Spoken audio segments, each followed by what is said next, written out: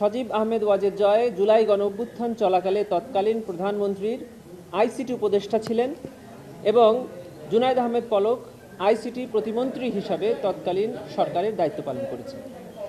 আমরা চার্জ গঠনের শুনানিতে বলেছি যে জুলাই গণঅভ্যুত্থান চলাকালে সরকার পরিকল্পিতভাবে ইন্টারনেট সেবা প্রথমে স্লো করে দিয়ে এবং পরবর্তীতে সম্পূর্ণরূপে বন্ধ করে দিয়ে এই আন্দোলনে যারা ছাত্র জনতা নিরীহ নিরস্ত্রভাবে শান্তিপূর্ণ আন্দোলন করছিল তাদের উপরে মানবতা বিরোধী অপরাধ পরিচালনা করেছে এবং সেই তথ্য দেশে এবং দেশের বাইরে যেন মানুষ জানতে না পারে সেই জন্য পরিকল্পিতভাবে ইন্টারনেট বন্ধ করেছে।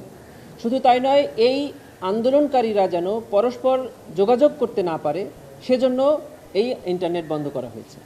এর প্রমাণ হিসাবে আমরা এই আসামিদের নিজস্ব কথোপকথন ট্রাইব্যুনালে জমা দিয়েছি, যেটি সরকারি প্রতিষ্ঠান এনটিএমসি কর্তৃক রেকর্ড করা হয়েছিল, যেটি তৎকালীন সরকার রেকর্ড করতেন তাদের প্রয়োজনে, কিন্তু আজকে তাদের রেকর্ড করা ডকুমেন্ট আমরা হাতে পেয়েছি এবং ট্রাইব্যুনালে জমা দিয়েছি। সেই কথোপকথন থেকে পরিষ্কারভাবে দেখা যাচ্ছে যে জুনায়েদ আহমেদ পলক তৎকালীন একজন প্রভাবশালী অ্যাডভাইজারের সাথে মোবাইল ফোনে কথোপকথন করছেন। কথোপকথনে বলছেন যে 8টি অ্যাপস অর্থাৎ অ্যাপ্লিকেশনস চিহ্নিত করা হয়েছে যেটি সামাজিক যোগাযোগ মাধ্যমে ব্যবহৃত করা হয় এবং 8টি বন্ধ করে দেওয়ার ডিসিশন হয়েছে এবং এই ব্যাপারে ওনারা আইসিটি অ্যাডভাইজার অর্থাৎ এই মামলার অন্যতম আসামি সজীব আহমেদ ওয়াজেদ জয় সাহেবের সাথে কথা বলেছেন। আমি ছোট্ট একটি লাইন আপনাদের সামনে, যেটি ট্রাইব্যুনালে আমরা পড়ে শুনিয়েছি, পুরো কথোপকথনটাই তার একটি লাইন আমি আপনাদের সামনে জানাচ্ছি। এখানে অ্যাডভাইজারের উল্লেখ করে অর্থাৎ জনাব সজীব আহমেদ ওয়াজেদ জয়ের উল্লেখ করে উনি বলছেন, জয় সাহেব বলেছেন, এখন উনি বলেছেন তুমি রেডি থাকো তোমার পসিবল সব কিছু সক্ষমতা নিয়ে, যখন মা বলেন সিগন্যাল ইয়েস তখন ওপেন, যখন বলবে নো তখন ব্লক, এই বন্ধ।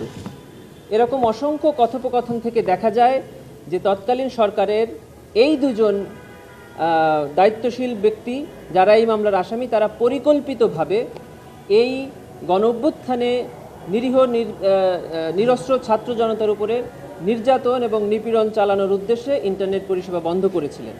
শুধু তাই নয়, তারা তৎকালীন সরকারকে ক্ষমতায় টিকিয়ে রাখার জন্য শেষ পর্যন্ত 5ই আগস্ট পর্যন্ত এই ইন্টারনেট বন্ধ রেখেছিলেন। এই ইন্টারনেট বন্ধ রাখার জন্য সরকারি চিঠি নথি উপাত্ত আমরা সবই ট্রাইব্যুনালে জমা দিয়েছি। আজকে প্রসিকিউশনের পক্ষ থেকে চার্জ হিয়ারিং সমাপ্ত হয়েছে।